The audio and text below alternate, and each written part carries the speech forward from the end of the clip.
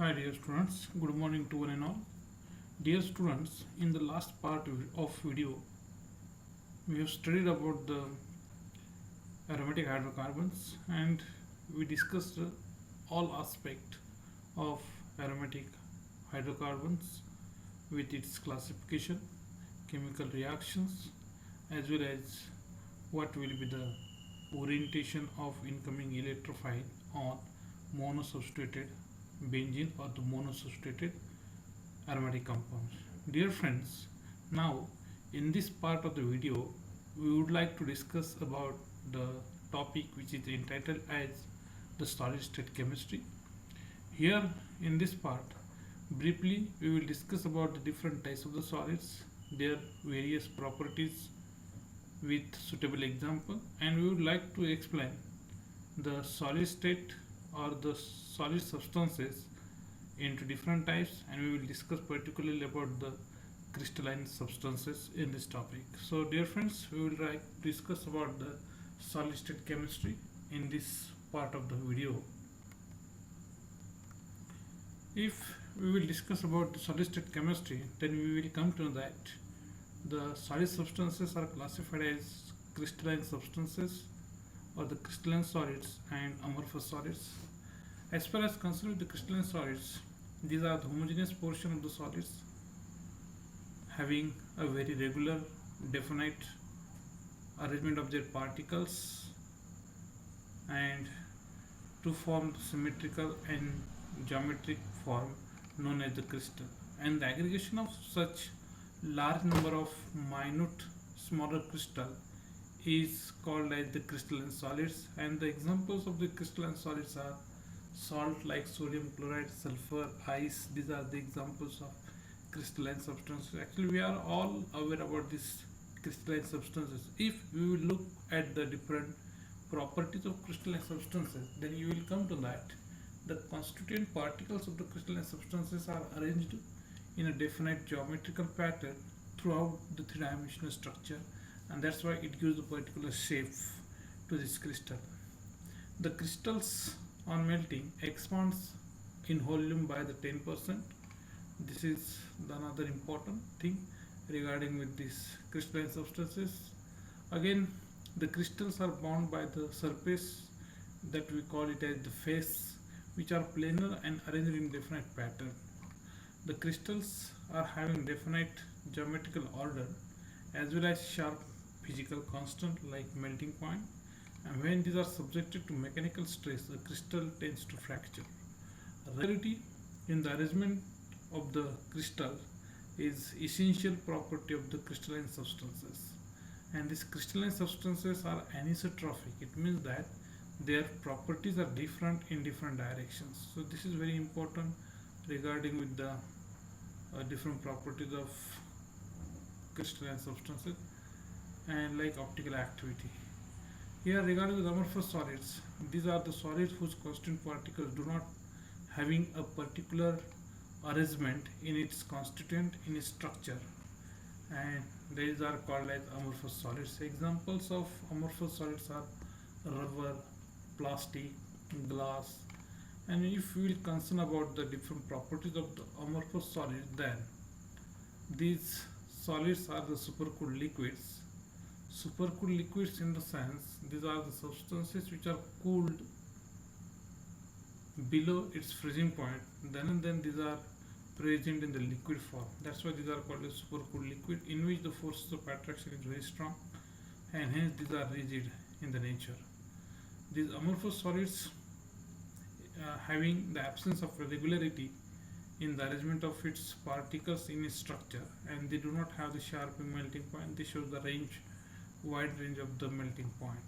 The essential feature of this substance is that no regularity and the periodicity in the arrangement of particles, and these amorphous solids are said to be isotropic, that their physical properties are same in all directions like optical activity, electrical conductivity like this. These crystalline solids, in this topic we are concerned with the study of crystalline solids particularly, and as far as concerned with the crystalline substances or the crystalline solids, these are having the different features or the different characteristics. and these are like faces. Faces, these are the plane surface of the crystal, which are planar. This is the plane surface of crystal arranged in different pattern. The plane surface of crystal arranged in different pattern is called as face of the crystal. Edge, it is formed by the intersection of the two adjacent faces. So definitely it's very important. If the two surfaces have an intersection, then this intersection is called as the edge. And the different forms indicate the shape of the crystal, and all faces corresponding to a crystal are said to have contributing to a particular form of the crystal.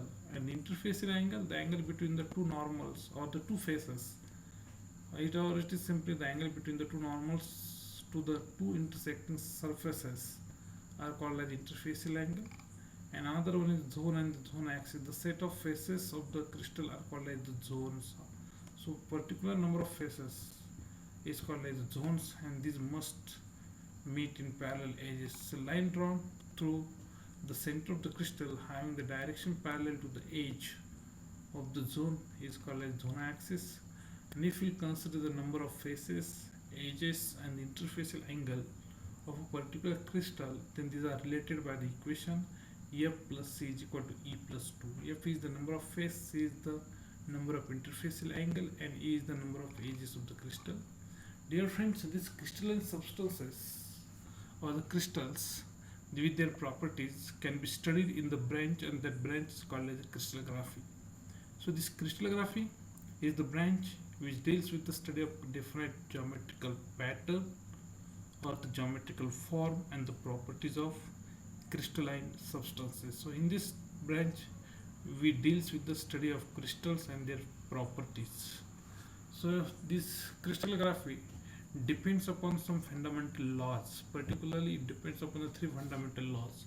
The first law is called as the law of constancy of interfacial angle. Dear friends, here this title already indicates the law of constancy of interfacial angle. It means that the interfacial angle is the angle between the two faces, two adjacent faces which are intersecting, and this interfacial angle will be constant here in this case. So we will look at the law of constancy of interfacial angle. So according to this law, the shape and size of the molecules, I will say the crystal of the molecules in certain compounds or the elements may vary. It means may differ with the condition of crystallization, but the angle between the faces are always constant. It means that the shape and the size of the crystal of the same substance, same element or the same compound may differ, but the angle between the two faces means the interfacial angle is always constant. So here one of the example that I would like to show you. So this is the one crystal which is also hexagonal, and the other crystal which definitely looks like a different than the other first one, and it is also hexagonal. But if you look at the shape and the size of these two crystals, definitely their shape is also going to be different, because it is elongated and it is quite less elongated, and it is that is again sides. Definitely if these two sides are quite more having more length as compared to these two, so definitely these two crystals of the same substance, but these are having a different shape and the size which depends upon the condition of crystallization. But this angle between this angle between two faces and this angle between these two faces, these two angles will always remain constant, and that is this law, and it's called as the law of constancy of interfacial angle. So dear friends, this is the first law. Second law is called as the law of rational indices. Actually this law was proposed by means of scientist Y in the year of 1784, that according to him, or he has considered that the external form of the crystal is the reflection of the internal arrangement of its constituent particles. So how the internal or the inner constituent particles arranged, that will decide the shape of crystal, or that will decide the external shape of the crystal. It's very important, and the crystal is considered to be made up of the several smaller crystals. It means that the larger crystal is considered to be made up of the several number of smaller crystal, and the smallest crystal, which is building block in it, it's called as the unit cell. So according to this law, in order to describe the geometry of the crystal, the three mutually perpendicular axes must be drawn or chosen so that all the pieces of the crystal will either intercept these axes at definite distances from the origin, or they may be parallel to the axis in which the intercept are at infinity. So therefore, according to law of rational indices, it is possible to choose, it means to consider, along the three coordinate axes at unit distances like a, b, c, which may or may not be of the same length, such that the ratio of the three intercepts of any plane in the crystal is given by the ratio HA as to KB as to LC, where H, K and L are the integral numbers. Suppose I would like to explain here. Now here there are three axes OX, OY and OZ. These are the three axes which are at the right angles to each other, and in this axis we have shown the three planes, that is nothing but the plane A, B, C, and the another plane D, E and the F. So suppose small a, b, c, these are the intercepts along axis OX, OY and OZ for the plane ABC. So this much distance is small a, this much distance is small b, and this much distance is small c. And for the other plane with respect to the ABC, like DEF, the intercepts along the axis X is 2 into a, that is this much distance, almost double of this. So this is 2a, this is 2b, it is 2c, up to this 2c, and here it becomes 3c. So this is the important thing. And then the ratio of the intercepts in the form of the standard is given as 2s to 2s to 3 whenever these are compared with the ABC. So these are the, it means that for the plane DEF will have the intercept at the double of unit distance along x-axis, at the double of unit distance be along y-axis, and it is almost thrice of the unit distance along z-axis. So these ratios characterize the plane and may be used to represent it. The coefficients of this small a, b and c means 2 to 3 are known as the Wiedge indices, and these Wiedge indices indicate the intercepts along x, y and the z axis. If the plane is parallel to any one of the axes, then the plane will cut that axis at the infinity, and hence Wiedge indices are replaced by Miller indices. It means whenever the plane is parallel to one of the axes, then it will not cut that axis, and the Wiedge indices along that axis will be at infinity. In that case, it's very inconvenient to represent that plane, to study that plane. That's why the Wiedge indices are not helpful. And in that case, if the plane is parallel to any of the axis, in that case the Wiedge indices are replaced by means of Miller indices. Here I will show you. Miller indices of a plane are obtained by taking the reciprocals of the Wiedge indices or the coefficients and multiplying by the least common multiple factor to obtain the integral value. For example, in the earlier plane for DEF, the Wiedge indices are 2, 2, 3. Now from these Wiedge indices can be converted into Miller indices by taking their reciprocal as 1 by 2, 1 by 2 and 1 by 3 multiplied by this by their LCM. The LCM of this is 6. So here if these are multiplied by 6, then we will get the Miller indices as 3, 3, 2. So dear friends, these are very important thing regarding this Wiedge indices and the Miller indices. The third law of the crystallography, which is the fundamental law, is called law of symmetry. This law states that all the crystals of the same substance possess the same element of symmetry. So any crystal of the particular substance will have the same element of symmetry. So what is the element of symmetry? There are three possible types of element of symmetry. First is the plane of symmetry, second one is the axis of symmetry, third one is the center of symmetry. Plane of symmetry. Plane of symmetry, and it is an imaginary plane passing through the crystal in such way that it will divide the crystal into two parts in such way that one part is the mirror image of the other part. If this plane is divide the crystal into two parts in such way that one part is the mirror image of the other part, then we will say that this plane is called as the plane of symmetry, and the crystal is said to have the plane of symmetry. What is axis of symmetry? Axis of symmetry It is an imaginary axis passing through the crystal. If the crystal is rotated along that axis through 360 degree and it gives the same appearance more than once, then that axis is called like the axis of symmetry, and the crystal is said to have the axis of symmetry. Similarly, the center of symmetry, it is an imaginary point present within the crystal in such way that any line drawn through that center will meet the same point or the same surface at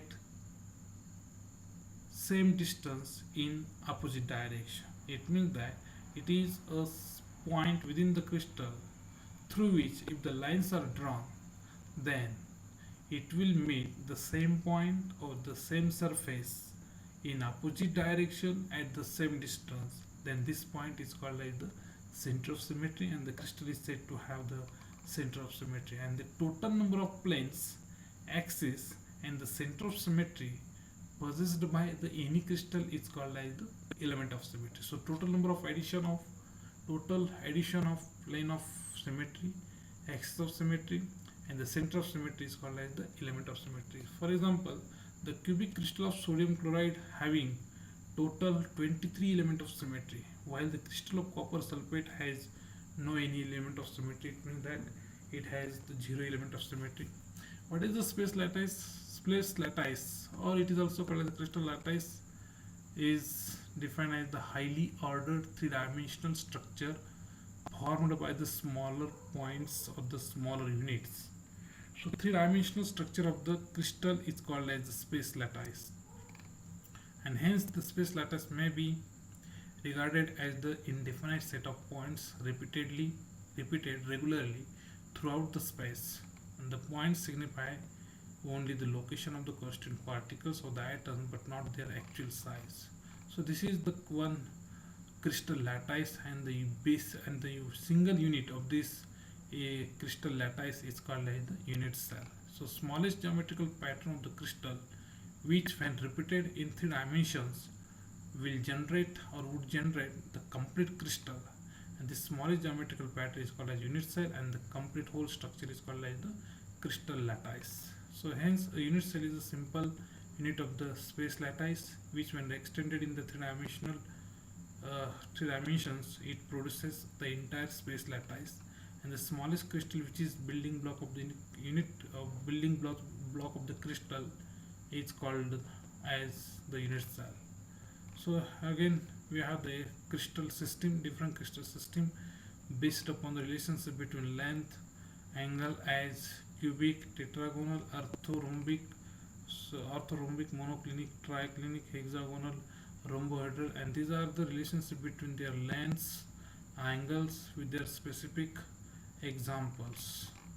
So here these are the examples of a plane whose V's indices and the Miller indices can be calculated. So definitely, so for this plane, if the V's indices will be the coefficients of A, B and C, so the V's indices of this plane will be 2, 1 by 3 and 1 by 2, while the Miller indices can be obtained by taking the reciprocal of these V's indices multiplied by LCM. The LCM of this will be, definitely it will be 2. It will be LCM of this, it should not be 2, it should be the 6. So 1 by 2, reciprocal of this will be 1 by 2, 3, 2, and the reciprocal of the LCM of this will be 2. So if these are multiplied by means of 2, then the Miller indices will be 1, 6 and the 4. So first of all we will take the reciprocal, then it will multiplied by LCM to obtain the Miller indices from the V's indices. So that's why the Miller indices will be 1, 6, 4. So dear friends, in this way we have completed the solid state chemistry, and in this way we have completed the whole syllabus of first year chemistry in the second term of this academic year. So dear friends, I would like to give you the best luck for the coming exam, and I hope you will prepare very hardly for the coming exam. In case any doubt, You can contact, you can reply. Definitely, we will solve your difficulties, we will solve your problem. Thank you very much.